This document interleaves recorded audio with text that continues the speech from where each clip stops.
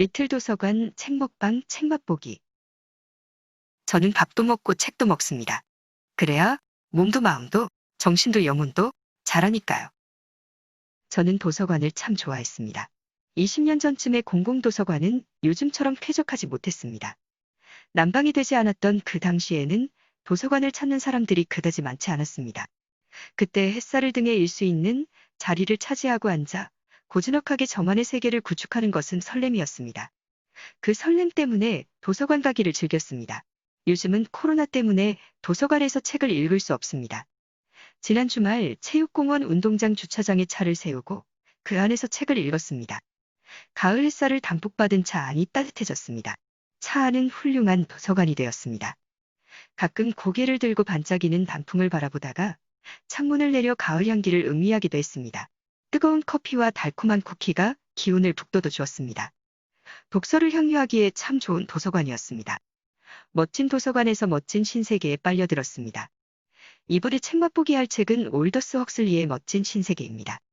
이 책은 두 세계를 대비시켜 보여줍니다. 멋진 신세계와 야만적 구세계입니다. 야만적 구세계는 멋진 신세계 이전의 세계입니다. 멋진 신세계를 통치하는 사람들은 과학적 수단을 동원하여 공유, 균 등 안정을 현실화시켰습니다. 구보수 세계를 추방하고 격리시켜 마침내 진보의 순전한 세계를 이룩했습니다. 멋진 신세계의 최고 통치자가 지침으로 삼는 세 가지가 있습니다. 그것은 참다운 예술은 소멸되어야 한다.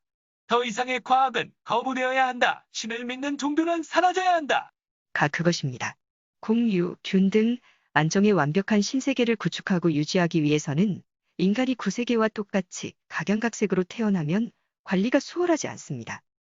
따라서 신세계의 문명인은 과학적으로 대량 생산되고 세뇌로 학습되고 조건반사로 훈련되어 관리되어야 했습니다. 최고 통치자는 감정, 개성, 비판성, 새로운 변화는 무조건 부정되어야 마땅하다고 봅니다. 또한 대중이 종교에 의지하고 위안받기보다는 약물과 통치자에 기대기를 원합니다. 제가 이해한 바로 통치자는 대중이 원하는 것은 진실보다는 행복이라는 것을 알아챌 정도로 매우 지적입니다. 그는 신의 존재를 알고 자유를 알며 셰익스피어도 읽은 적이 있는 사람입니다. 그런 그는 통치 권력을 선택합니다. 마치 그 선택이 대중의 안락을 위한 길이었듯이 말합니다. 나는 진실에 관심이 많고 과학을 좋아해. 하지만 진실은 불편한 위협의 따름이고 늘 새로워지는 과학은 공공의 위험이야. 그것은 혜택 못지않게 위험을 줄 수 있어. 과학이 이루어 놓은 훌륭한 일을 새로운 과학이 스스로 무너뜨리도록 그냥 내버려둘 수는 없어.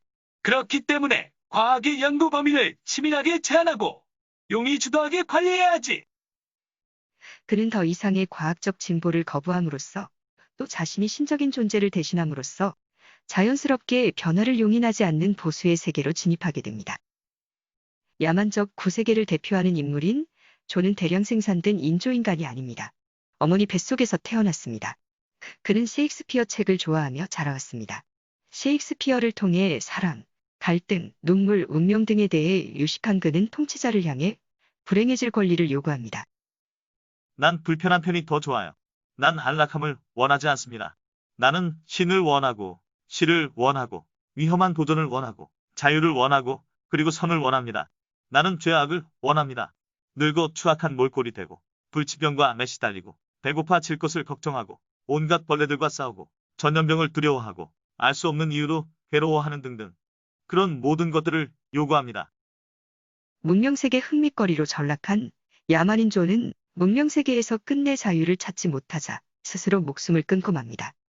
멋진 신세계 이전의 세상에 진짜 인간이 살았다고 믿는 보수 야만인 존이 스스로 죽음으로써 진보와 과학은 보수를 용납하지 않음을 드러냅니다. 존의 죽음은 보수의 종말을 보여주는 것일 수 있습니다. 그렇다면 진보와 새로운 진보와의 견제와 투쟁만이 남았을 수도 있습니다. 이번 책 맛보기는 문명과 야만의 두 세계를 대비시켜 보여주는 것으로 줄거리를 대신할까 합니다. 인간다운 인간은 어느 세계에 속한 사람인지 한번 따져보기도 하고 자신이 살고 싶은 세계는 어디인지 정해보기도 하면서 즐겨보기 바랍니다. 먼저 책에서 가장 인상 깊은 부분을 옮겨봅니다. 부모들이 생후 8개월 된 하층 계급 아기들의 몸을 꽃과 책이 있는 곳을 향해 돌려놓았다. 그러자 곧 아기들은 흥분된 탄성과 기쁨에 차 옹알거리며 그쪽으로 기어갔다. 꽃과 책을 만지며 즐거움에 빠져 있을 때 전기 충격과 함께 소음들이 격렬하게 날카롭게 미친 듯이 울려댔다. 아기들은 놀라서 소리를 지르고 공포로 얼굴이 일그러졌다. 다시 아기들에게 꽃과 책을 보여주자 겁에 질려 뒤로 물러났고 공포에 질린 비명 소리를 질렀다. 아기들의 머릿속에서는 이미 책과 꽃은 소음과 전기 충격으로 연상작용이 이루어진 상태였다. 이 훈련이 200번 반복되면 이들 연결고리는 분리하기가 불가능할 정도로 결합한다. 인간이 맺어놓은 것을 자연은 떼어놓을 힘이 없다. 호기심과 아름다움에 대한 인간의 자연적 본성은 인위적인 세뇌학습과 훈련에 의해 사그라들고 맙니다. 통치자는 부려먹기 좋은 노동자를 만들기 위해 고정관념을 주입합니다. 그런데 제가 주목했던 것은 하층 계급들에게 책과 꽃을 거부하도록 만든다는 사실입니다. 이는 책과 꽃을 좋아하는 건 인간의 품위를 상향시킬 수 있는 행위임을 암시하는 것으로 받아들이도록 했습니다. 신분 상승은 책과 꽃을 좋아하는 것만으로도 꾀할 수 있겠구나 싶은 생각에 웃음 지었습니다. 이제 야만적 구세계와 멋진 신세계의 실상을 대충 정리해 보려고 합니다. 야만적 구세계의 아기들은 공장에서 생산되는 것이 아니라 어머니의 몸에서 태어난다. 결혼 관습이 있고 임신과 출산을 한다. 부모, 형제자매, 게다가 남편, 아내와 같은 가족이 있다. 일부 일처제 속에서도 애인을 만들고 모험적인 연애도 한다. 미신, 종교, 토착신앙, 조상 숭배와 같은 활동도 한다. 불확실성과 빈곤으로 인해 모진 고난을 겪기도 한다. 야만적 구세계에서는 질병의 통증과 늙음의 추함을 피할 수 없다. 생로병사의 고통을 서로시 감수해야 한다. 늙어서 취해진 몰골의 어머니에게 그 자식은 애착심을 가질 수도 있다. 젊고 아름다운 어머니의 모습을 회상하고 뜨거운 눈물도 흘릴 수 있다. 셰익스피어 책을 읽고 어휘들을 익힐 수 있다. 자유를 알고 자유의 대가가 따름도 한다. 그에 반해 멋진 신세계는 공유, 균등, 안정이 정착된 세계이다. 남녀 간의 성도 자유분방하게 공유되는 세계이다. 과학이 임신과 출산의 고통도 없앴다. 그러니 가족이라는 개념 자체가 없다. 태어날 때부터 고정되는 계급과 직업에 평생 흡족하도록 학습시킨다. 신분 상승을 꾀하는 일이 아예 없도록 조건 반사로 훈련을 시킨다.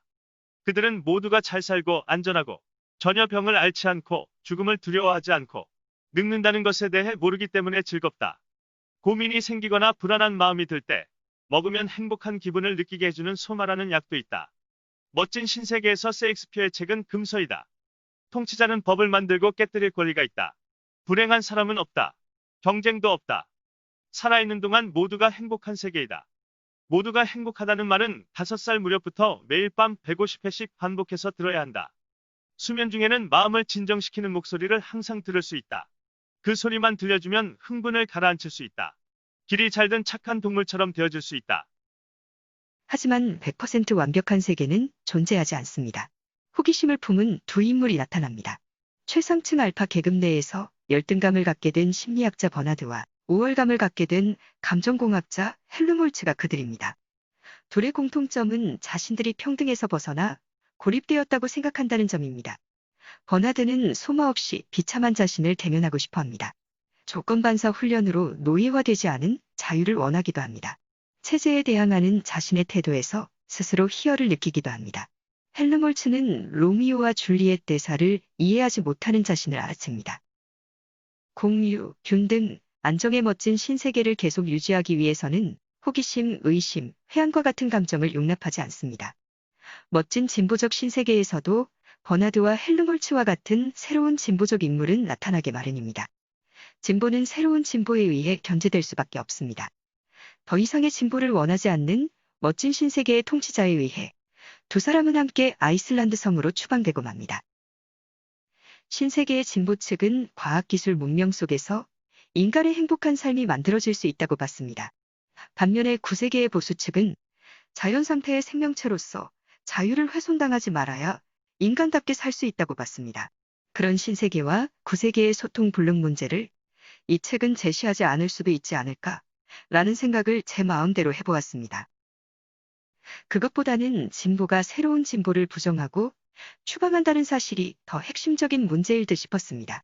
그래서 이번 책 맛보기의 제목은 더 이상 변화를 원하지 않는 진보가 보수가 되고만 이야기, 새로운 진보에 나아갈 길을 진보가 가로막는 이야기쯤으로 정해도 되지 않을까 싶습니다. 지금까지 황진이었습니다.